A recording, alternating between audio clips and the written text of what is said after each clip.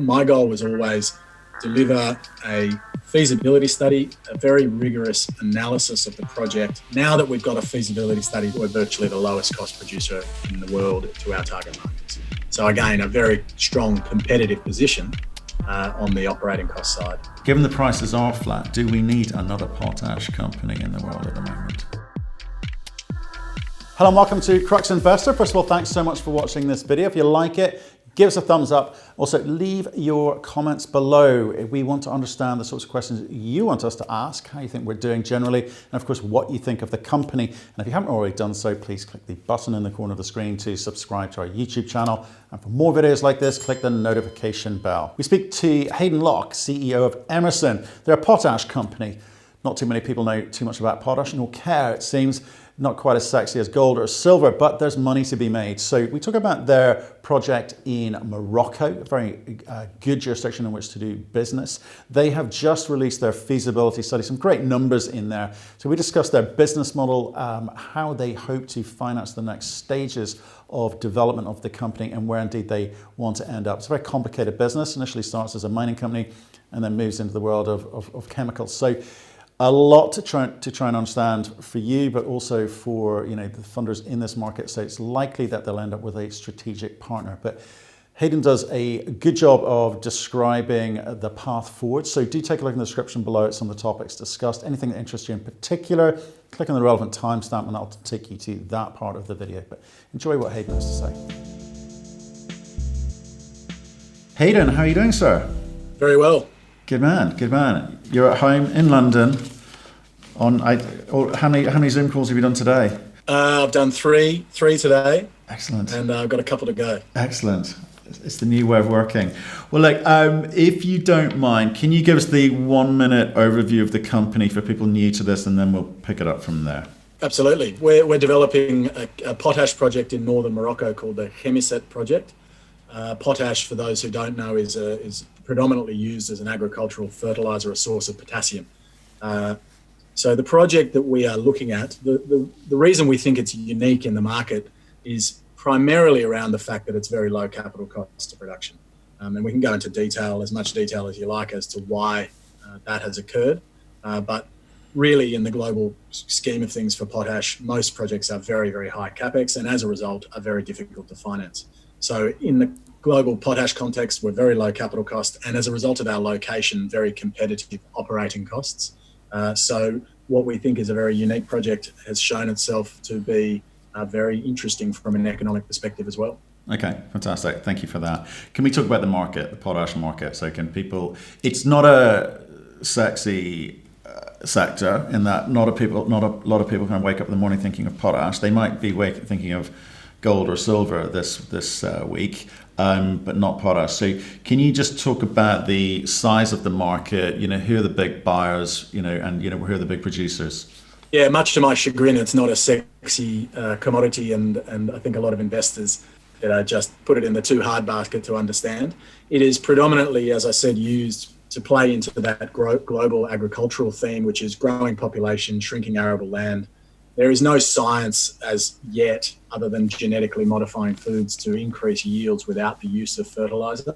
And so as a result, it's fundamental to supporting humanity over the long term. So the reason I like it is it's a very long-term demand theme, which isn't as subject to the ups and downs of global economic growth as you see in other commodities. The market size is about 65 million tonnes.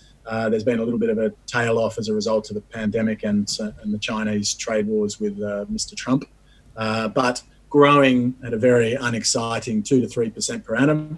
And as a result, price is relatively stable. You don't see as much whipsawing. You do see obviously cycles, but not too much whipsawing. In terms of the global markets, it is a very, unlike say iron ore, which is very focused on Asia, 80+% of iron ore is sold into Korea, Japan, and China. The potash end markets are very diverse. So you have the largest market, as always, is China, but it's not the largest import market because they actually produce quite a lot of potash themselves. So they import about 7 million tonnes, maybe 8 million tonnes a year. The biggest import market for potash globally is the Brazilian market. with that huge tracts of agricultural land up in the north of Brazil. And then the US market is also very large at about 10 million tonnes per annum. The European market is very large. And then you've got the Indian market and the Southeast Asian market, which are both relatively large. I think in the future, what everybody is realising is Africa is going to be the focal point for not just fertiliser demand, not just potash demand, but fertiliser demand and food production in the future. So Africa is by far the fastest growing market, but starting from a very small base. Okay, so I've looked at your numbers. Obviously, you're in the lowest quartile. That's great, whatever commodity you're in. If you're in the lowest quartile, you're competitive, and you can probably make money, depending on what's happening in the spot price in the world. But do we need, given the prices are flat, do we need another potash company in the world at the moment? I get the 2-3% growth component, and I get the growing population, and it's a much better way, other than genetically modified food, to get more out of the soil. But do we need another one? Well, I mean, it's an interesting question, and I think every single incumbent in every commodity would argue that they don't need another company coming into their territory. I think for the consumers of potash, and this is feedback that we've seen consistently through our interactions with, the consumers of potash. So these are large fertilizer companies who use it. They would love to have another company come in and start selling potash. And that's primarily because, in the truest sense of the word, potash is an oligopoly. And there's a lot of price signaling that goes on. There's a lot of controlling supply and controlling prices that goes on. And so as a result, potash producers, as a general rule, make supernormal profits, which is the reason why all of these big mining companies have wanted to be in the potash space to begin with. So I think from the incumbent's perspective, they'd say absolutely not. From everybody else's perspective, they'd say absolutely, we can't wait for you to start producing. Okay, so let's talk about the country that you operate in, Morocco. I've done a lot of business there, been in and out of that country maybe more than 50 times, so I have a view on it. Can you explain to people, what it's like working there? Because I think there's a page on your presentation which talks about some of the advantages, so maybe just run through that. There are lots of positives to working in Morocco in an African context. So I always start this with, I've worked a lot throughout Africa, and I've worked in a variety of different regions, some more challenging than others. And I say Morocco is one of the best jurisdictions that I've operated in. The people are very sophisticated as a general rule. It's quite well educated.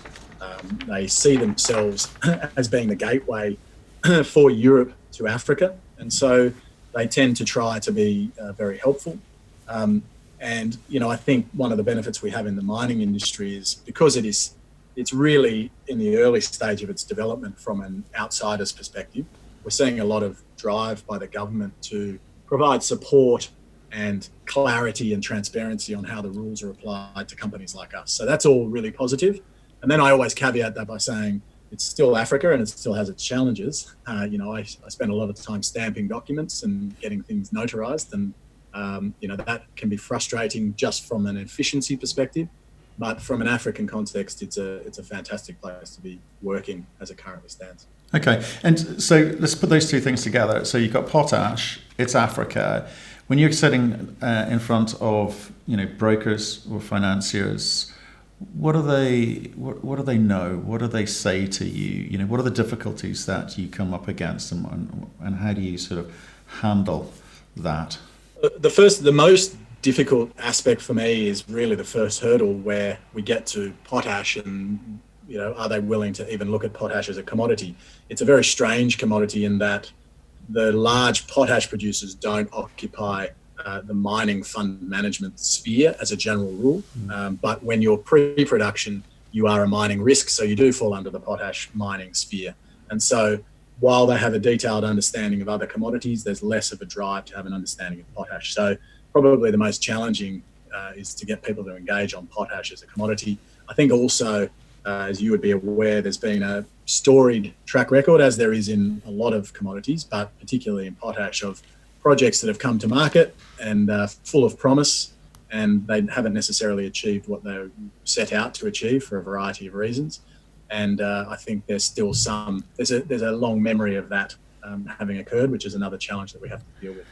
Okay, but On the Morocco front, yeah. the views are growing. I think it's still an early market for people to invest in, but I think people are starting to view it for what it is, which is a jurisdiction that is trying very hard to open itself up to the world. And they've been very successful in some areas, but not so successful in mining. Yeah, I have to say I do like doing business in Morocco. I think it's a great country. I say well-educated peoples, and it is the political gateway into Europe for sure.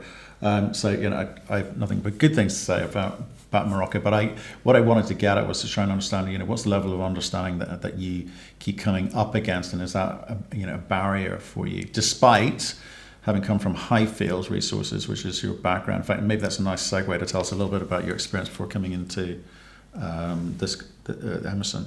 Sure. Well, I worked, started my career as an investment banker after studying engineering and commerce, and then ended up in mining private equity, and about, call it 8 or 9 years ago, moved over to the small company side of things with a company called Papillon Resources, which is a gold developer in Mali in West Africa. Made a great discovery, took that through the development phases that we're talking about with Emmerson, and started construction, and then was bought out by B2 Gold in Canada. Turned out to be an amazing asset, even better than we expected. And then I moved to Highfield Resources, which is a Spanish potash developer. And that's where I really learnt about the potash industry. I didn't really know very much about it when I was before I got in, other than it was used for fertilizer. And I think what we were forced to do with that project was really get a thorough understanding of the market, because we had a project which, when you held it up against every other project in the world on paper, didn't look as good as everything else. And so we needed to understand, well, are we wasting our money by putting more money into this project? Do we even stand a chance of being competitive when we get into production? Is there any point in continuing down this pathway? And what we found was very interesting about the potash market. So that's a high level of my experience. I'm not technical, reasonably technical. We have very good technical guys, but I pride myself on being the commercial and technical bridge with a project, somebody who steps back and sees the broader commercial strategy. Okay, so if you're looking at the company, it's £40 million today. You've had, let's call it an erratic share price for the last 3 years. Some real highs. The general trend is up, but it's some real highs and lows. And what were some of those moments? What was the market's expectations of you? Because, as you say, at this point you're a regular mining operation. When you get into production, you fall into the kind of chemicals area. So Papillon. I love the fact that it was Papillon. It's kind of like a butterfly effect here, really, isn't there? You're at that stage of growth at the moment where you're having to prove yourself as miners, and then that has to be all changed. So can you talk to me about what the current team's capability is in terms of that mining experience, because that's what you're going to have to prove to the market. That's right, and I think that's probably the next phase of development is very much in the next phase of strategic development. And I've said this previously, potentially I'm not the right person to take us into construction and then into production. I'm certainly valuable in some circumstances just through historical knowledge of the potash market and strategy development, and the fact that I've got a fairly big network in the fertilizer industry now. But I think if we were to ask, okay, what's your key risk in the next phase of development? It really is execution, and execution is down to getting the right people in the right jobs. And so, we are a little bit chicken and egg situation where you need the financing to have the confidence to build out that team. And so, but the intention is very much to get the right people in the right roles. One of the benefits we do have is the chairman of the company, Mark Connolly, who I worked with at Papillon Resources, is a veteran of the mining industry and a veteran of the operational side, and he's been involved in the building of multiple projects. So he has a huge network of people that could potentially get involved when the time is right. But it's just about getting to the time. But what about today? To the time being right. What about today, Hayden? Who's on the team which is actually driving this thing? Because you don't have much. I know you've raised a little bit of money recently. So there's not a lot of money, but there's enough money in the kitty to get you to where you need to be, because the running costs are quite low, looking at your numbers. But who on the team has been charged with doing what with that money? I mean, what are you trying to achieve during this phase, this kind of growth phase within this mining phase that you're in? So the next phase, what we've now delivered the feasibility study, and I would say we are a small company, and so everything, I am integrally involved in everything that goes on in the company. It's not like I'm just sitting there and people are reporting back to me. I am involved in the weekly calls with the project team. I've been having a lot of engagement with the engineers, our external engineers and independent engineering firm while we're doing that work. We do have a very capable team that do all the various bits and pieces, but at the end of the day, we all sit together on calls, including me. And so realistically, it's me that's driving all of those various discussions that's going forward. We have, in terms of our project management side, we have a very experienced team. A gentleman named Nick Edmonds is our senior project director. He used to run Parsons Brinkerhoff in Africa in their projects team, a lot of underground mining experience. And then the project director below him is Jakob Zmuda. They've worked together extensively and they're a very strong team on the technical side. In country, we're led by Lassan Alabain, who's got a lot of experience in Moroccan mining. He was at Casbah Minerals and was involved in the permitting of the Casbah Minerals project. So we're very fortunate to have him. On the geological side, we have Enrique Sanz, who used to be in the Rio Tinto industrial minerals team focusing on potash. So he's our senior geologist, and he has a number of geologists working below him. And then from a corporate and strategic perspective, it's myself and Phil Cleggett, who worked with me at Highfield Resources. So we have together a shared 6 years in the potash industry, and he and I managed the financing process for Highfield Resources. So we've got that financing covered off, and we managed a lot of the strategic and corporate discussions around Emmerson. So as we currently stand, we have a very good mix for what we are, a lot of understanding. The next phase of development, we certainly need to skill up. There's no doubt about that. Okay, that's fair enough. Thanks for being so honest. We'll get on to the you've got a feasibility study that's just come out. So I want to talk about the numbers there, but before we do, I want to just understand what is it that you set out to do? Because like I said, it's a small company. It's $40 million, right? Not a lot of people, and in the context of all the other potash players, you're very small, right? So what is it that you set out to try to build, and where do you think you are today? And where do you see this thing going? I mean, you said you may or may not be the right guy to lead this going forward. But for shareholders today, what is the story that you're telling them about what you're going to achieve whilst you decide whether or not you're the guy to go forward with this company, and how are you going to get there? So if I look at the long-term goal, my understanding of the potash space, or in the fertilizer space in general, if you want to play in the global multi-nutrient fertilizer space, of the N, the nitrogen, the phosphorus and the potassium portions of that global macronutrient market, nitrogen is relatively easy to enter. So it's just a function of having cheap gas and the money to build the plant. Phosphates or phosphorus is also relatively easy to enter. There's plenty of phosphate projects around that could be financed and brought into production. By far the most difficult portion of the NPK blend to get your hands on and to get a new mine for is the potassium. And that is mainly down to the capital cost of production. So when I started this, I had it in my mind, well, first of all, this is a very interesting project that we think has the potential to be low capital cost. And as a result of its location, we think it has the potential to be bottom quartile costs. That by itself is interesting enough for me to say we should spend some more money on that to understand whether or not there is an investment case to spend more money and build a small potash producing business. Now that we've got that information, the goal is very much around, okay, well, once we're in production, what's the next step? And the obvious thing is to try and build a mid-tier multi-nutrient fertilizer company. And so some of the groups that we're talking to about potential financing would help us achieve that goal. They would provide the nitrogen. We would then provide the potash, which is by far the most strategically difficult to access.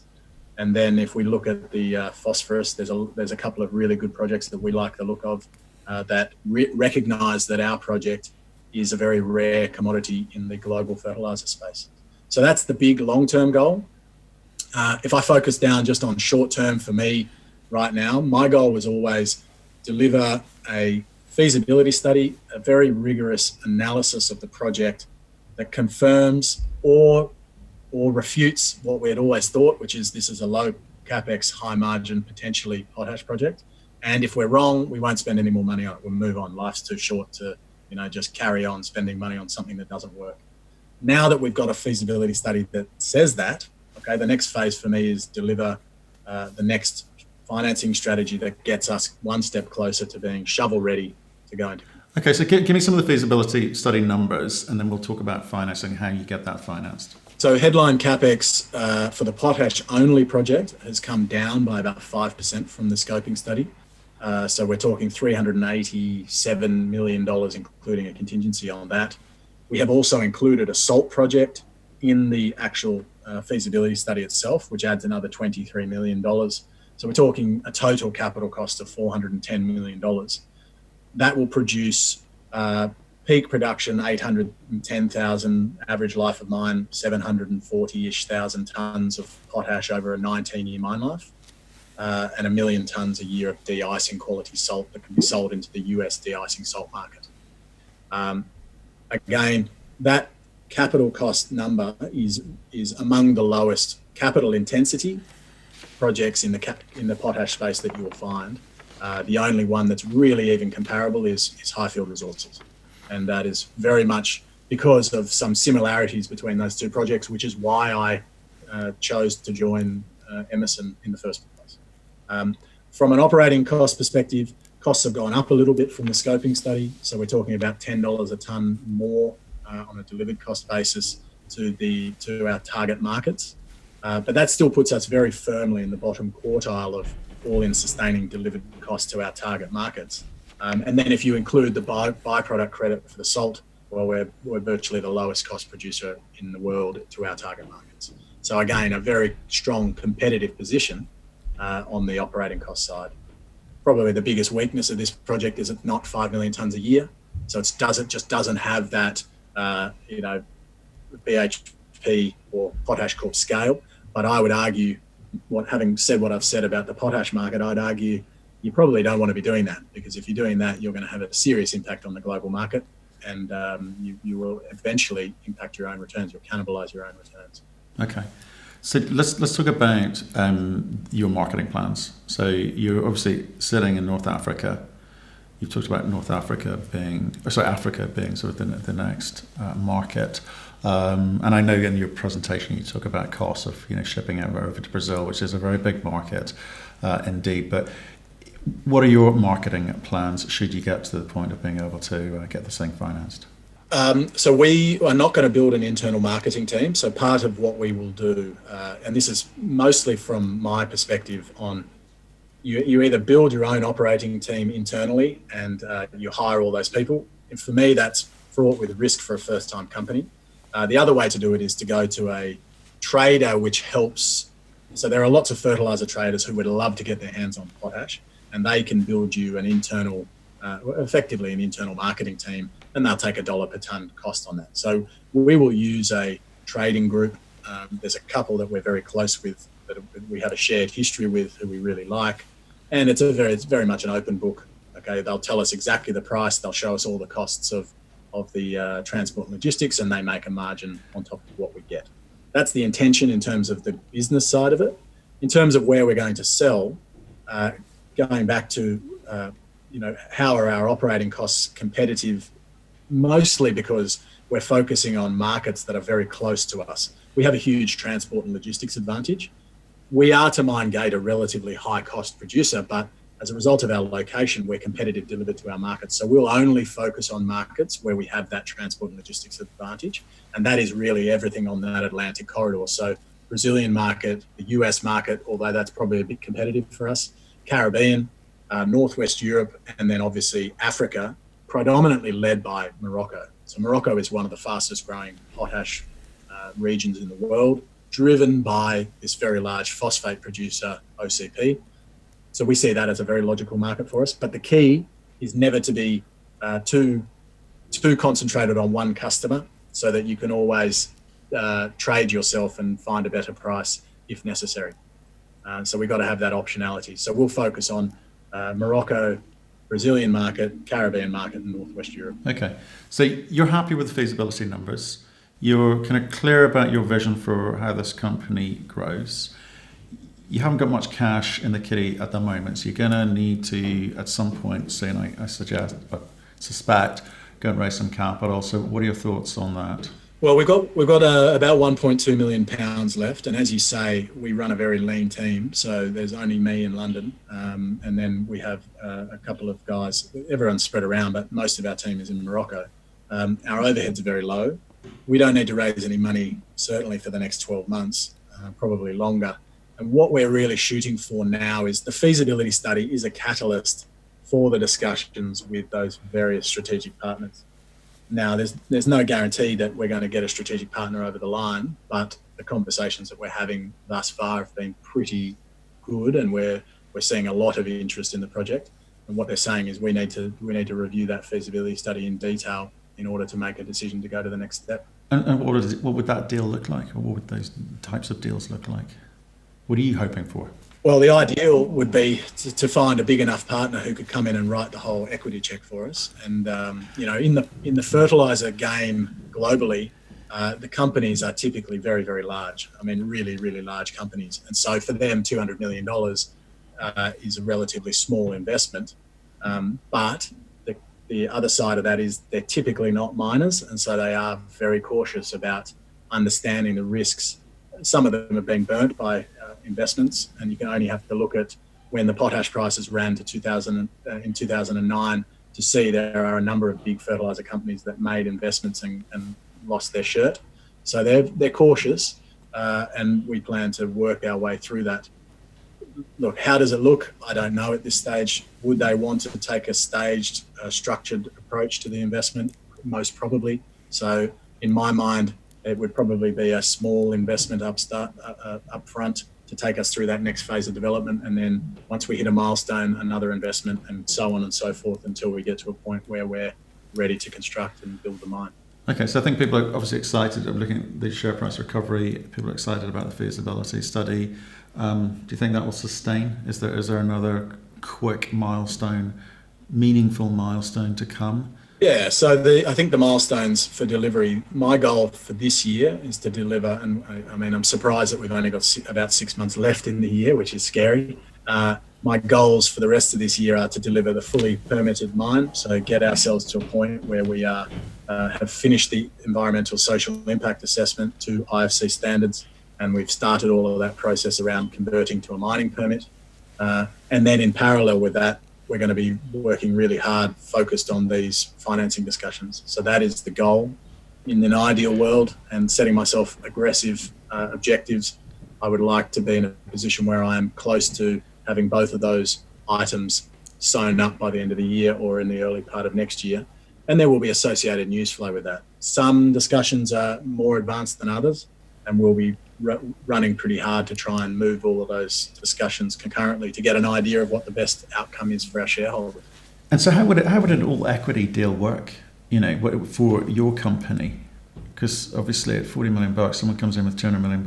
I mean, how are you constructing the detail there so it benefits your current shareholders? Well, the way we would approach it is, and clearly having a market cap at £40 million doesn't help with the discussions with potential strategics coming in who say, well, your value is £40 million. And our obvious counter to that is, well, we know that it's worth a lot more than that. And for whatever reason, the market is pricing us in a different way. I'm not going to say it's wrong because, the market will do what it'll do. The way to get around that is to have a more structured approach where they invest a small amount to start with, and then at the next milestone, they invest more, but it's at a slightly higher valuation. And gradually moving up to a point where they're fully invested and own whatever percentage of the project. Now, how much of that project? That's the $60 million question. I've always said I'm kind of less worried about the ability to finance the project. I think the project is good enough on its merits to attract some significant financing. The question is how much of the company how much of the project can we retain through that financing discussion, and that'll be I guess the thing that we're working hardest for is to try and retain as much as possible, recognizing that time is also the enemy. So it may get to a point where we have what perceived to be a bad deal. Okay, maybe we own less than 50% of the project, but given that time is a real enemy for our investors, it may be that that's the right decision to make. So we'll be constantly reassessing what we've got on the table, what's real, do we think it de-risks us from a financing perspective, and making decisions based on what we see at that point in time. So I'm fascinated, but this is the dance, right? This is the moment where people with experience of having been in this situation or negotiated these situations can make a difference. Because it's not uncommon. There's a lot of people in the same boat here, where the person with the money is in control, and you're in control of what you're in control of. How do you ensure the best possible outcome? And maybe you don't want to give away the game here, but you're going to have to be quite cute, because you need their money. You don't have any money, and there's a lot of competitors out there also trying to raise some money. So how do you win? Well, I mean, this is investment banking 101 is to never just have one option. So it's all about having multiple options, and you are constantly. I don't think we're going to be cute. I'm going to be honest with everybody in the dealings with them that we are talking to other people, and we are trying to get the best outcome for our shareholders. And if people want to be involved, they will have to sharpen their pencil, so to speak. That's how we lay it out in our mind. Whether or not that plays out in that way remains to be seen. There's a lot of things that have to, happen in order for you to get to a position where you've got good competitive tension. But the benefit we have here is we do have multiple parties in a variety of different senses who we could possibly do something with, and who have a reason to want to do something on this. We need to get them all through the due diligence process and get them comfortable with the project, and make sure that all of those questions that they need to ask to give them comfort are answered. But I'm hopeful that we'll be able to time all of that so that we're having not one discussion but two discussions, and we have the ability to have a choice at the end of it. Okay. Well, Hayden, thanks very much for running through that. I like it. I really do. I think it's a nice operation. The numbers look great. It's a question of, you've got to deliver some stuff before the end of the year. You know that. The good news is it's not going to cost you too much to get there. But at that point, I guess you'll know more, and you should be that a little bit more attractive to potential strategic partners. So I wish you well with that one. But do stay in touch with us and let us know how things are progressing. We'd love to keep up with this story as you get to that end point. Great to finally come on, so thank you for having me.